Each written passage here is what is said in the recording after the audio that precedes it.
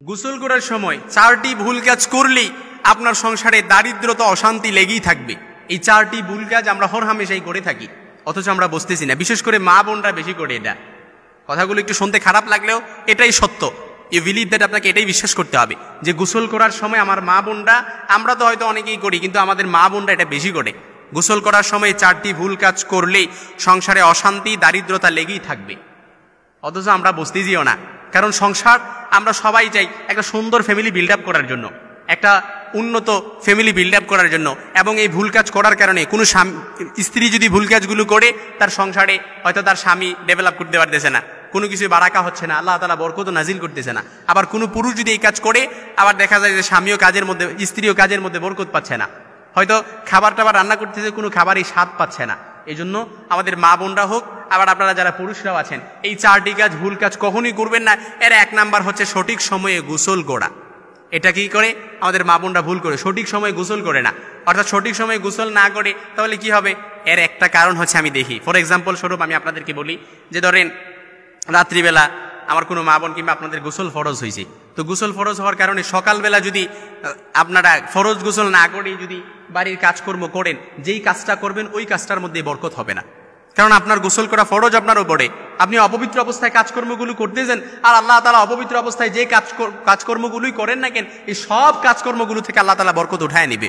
আর যখন আপনি পবিত্র থাকবেন, পবিত্র অবস্থায় আল্লাহ তাআলার নাম নিয়ে প্রত্যেকটা কাজ করবেন, আর এই প্রত্যেকটা কাজের মধ্যে আল্লাহ তাআলা বরকত দান করবে। এই জন্য আমার মা বোনদেরকেও লক্ষ্য রাখতে হবে, যেহেতু মা বোনরা প্রত্যেক মাসিক মেনস্ট্রুয়েশনাল পিরিয়ড চলাকালীন অবস্থায় আমাদের মা বোনরা অপবিত্র অবস্থায় থাকে।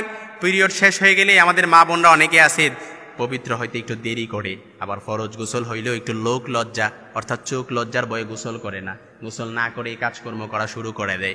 এই জন্য এটা সাবধান হতে হবে, সতর্ক হতে হবে। প্রত্যেকটা মা বোন বলেন, আপনারাও বলেন, প্রত্যেকটা ফরজ গোসল হয়েছে কিংবা অপবিত্র হয়ে গেছেন, সাথে সাথে পবিত্র হয়ে যাবেন। আর অপবিত্র অবস্থায় যতটা কাজ করবেন, প্রত্যেকটা কাজ থেকে আল্লাহ তাআলা বরকত উঠায় নেবে। এই জন্য সঠিক সময়ে অবশ্যই গোসল করতে হবে। 2 নাম্বার, গোসল করার সময় যে ভুলটা করে সেটা হচ্ছে কি, অর্থাৎ উলঙ্গ অবস্থায় গোসল করলে। কথাটা শুনতে খারাপ লাগতেছে, তাই না? কিন্তু আপনাকে বিশ্বাস করতে হবে। অনেকে আছে কি করে, বাথরুমে হয়তো যায়, অ্যাটাচ বাথরুম যেহেতু, উলঙ্গ অবস্থায় গোসল করে। যখন উলঙ্গ অবস্থায় গোসল করলেন, তখন শয়তান আপনার লজ্জাস্থান নিয়ে খেলা করে। নারীরা উলঙ্গ অবস্থায় গোসল করলে পুরুষ জিনেরা লজ্জাস্থান নিয়ে খেলা করে। তারপর পুরুষরা উলঙ্গ অবস্থায় গোসল করলে তখন নারীরা কি করে, নারী জিনেরা তার লজ্জাস্থান নিয়ে খেলাধুলা করে। আর স্বাভাবিকতই তখন আপনার ঘর থেকে আল্লাহ তাআলা বরকত উঠিয়ে নেয়। আর যেই বরকত আল্লাহ তাআলা একবার উঠিয়ে নেয়, বরকত আর কখনো নাজিল হয় না। এই জন্য সাবধানতা অবলম্বন করতে হবে। 2 নাম্বারে, কখনো উলঙ্গ অবস্থায় গোসল করবেন না। 3 নাম্বারে, বাথরুমে যেয়ে কখনো কথা বলবেন না। অর্থাৎ বাথরুমে গোসল করার সময় কখনো কথা বলবেন না। কারণ কথাবার্তা বললে কি হয়, তখন দেখেন আপনি যখন কথাবার্তা বললেন, যখন ইসলামী কোনো কথাবার্তা বললে, তখন বাথরুমের ভেতরে তো এটা জায়েজ নেই। আপনি ইসলামী কথাবার্তা বলতেছেন, এটা তো অবশ্য জায়েজ নেই। এই জন্য বাথরুমের ভেতরে কথাবার্তা, বাথরুমে কখনো কথাবার্তা বলবেন না। সর্বশেষ 4 নাম্বার যে ভুলটা করবেন না, আমাদের মা বোনরা হোক আমরাও হোক, গোসলখানায় যে কখনো প্রস্রাব করবেন না। খারাপ লাগতেছে, তাই না? এটাকে বিশ্বাস করতে হবে। এটা তো আমার কথা না, আমি আমার কথা বলতেছি না। আপনার বাথরুমে যে কখনো প্রস্রাব করবেন না। যখন আপনি বাথরুমে যে প্রস্রাব করলেন, এই প্রস্রাব করার কারণে এই শয়তান যখন আপনাকে একটা রোগ তখন সৃষ্টি হয়, যেই রোগটার নাম হচ্ছে ওয়াসওয়াসা রোগ। আর এই ওয়াসওয়াসা রোগের কারণে তখন আপনার কোনো কিছু মনে থাকে না। নামাজে দাঁড়াইলে শয়তান ওয়াসওয়াসা দিয়ে থাকে, কোনো কিছু মনে নাই। রুকু কি 1টা দিয়েছেন না 2টা দিয়েছেন, সেজদা 1টা দিয়েছেন না 2টা দিয়েছেন, ওইটা মনে থাকে না। নামাজ কয় রাকাত হয়েছে ওইটাই মনে থাকে না। অর্থাৎ শয়তান কন্টিনিউয়াসলি কোনো ভালো কাজ করতে গেছেন, শয়তান ওয়াসওয়াসা দিতে থাকে। এজন্য গোসল করার সময় ভুলেও এই 4টি কাজ কখনোই করবেন না। আপনার সংসারে কখনো অশান্তি এবং কি অভাব অনটন কখনো দূরীভূত হবে না, সবসময় অশান্তি লেগেই থাকবে।